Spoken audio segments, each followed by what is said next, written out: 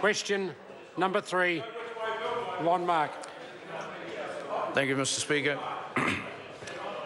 My question is to the Minister of Finance and asks, does he stand by his statement from September 2015 which says, quote, "But now we are moving into a bit of a cycle where it's likely that migration must flatten out sometime," end of quote?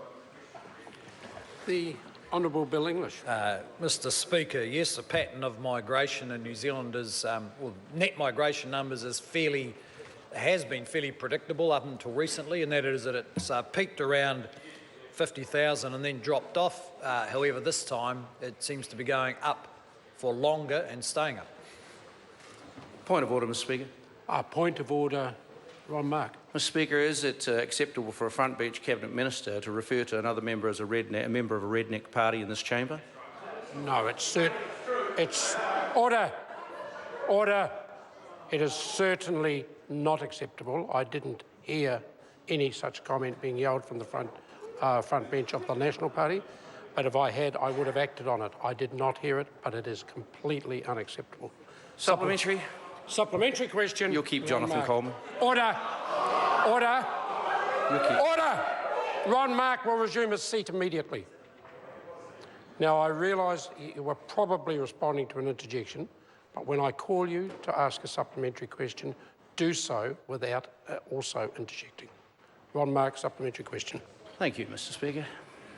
To the Minister, how can New Zealanders have faith in this government when on 9th of December 2015, Immigration New Zealand said migration would peak at around 63,000 this June, but it has soared well past that figure in December, January, and now in February 2016, it is at 67,400 people and rising.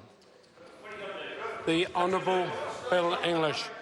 Well, Mr. Speaker, one of the significant drivers of that number is the number of New Zealanders staying home and the number of New Zealanders who are returning.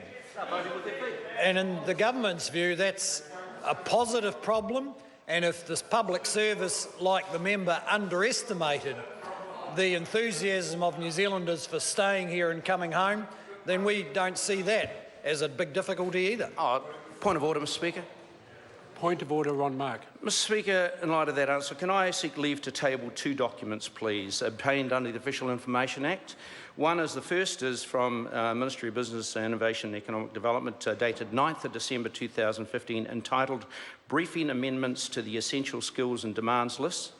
And the second document?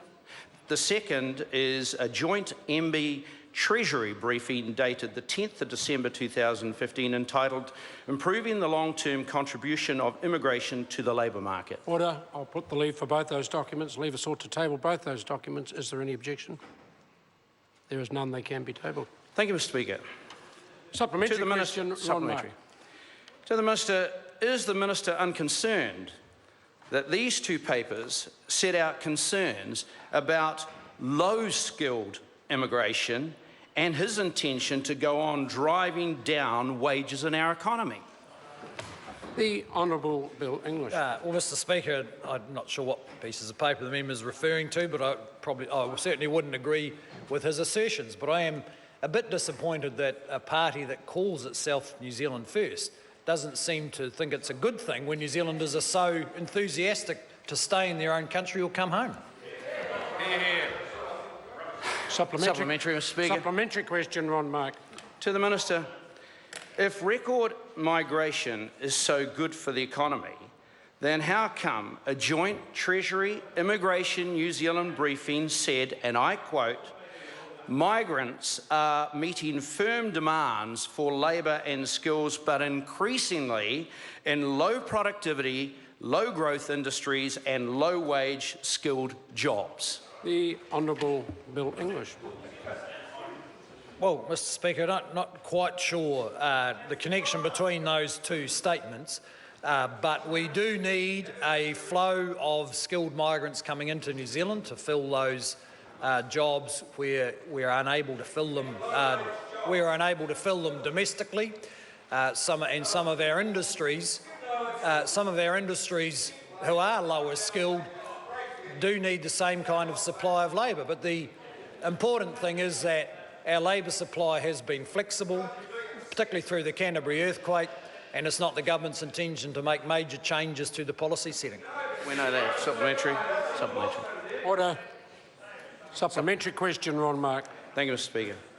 To the Minister, given that these papers show low-skilled migration with a significant number of low-skilled migrants, why is the government providing competition for low-skilled New Zealand workers by artificially inflating the numbers from offshore?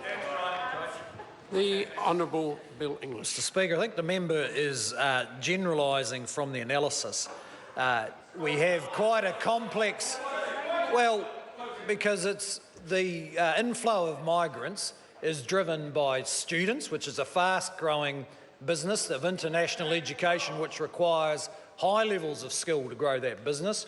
And we have a flow of skilled migrants who have to meet pretty precise criteria in order to get in. So if the member's saying that the flow in migration is all about more low-skilled people, then he's not correct. Your report is done. Question number 4.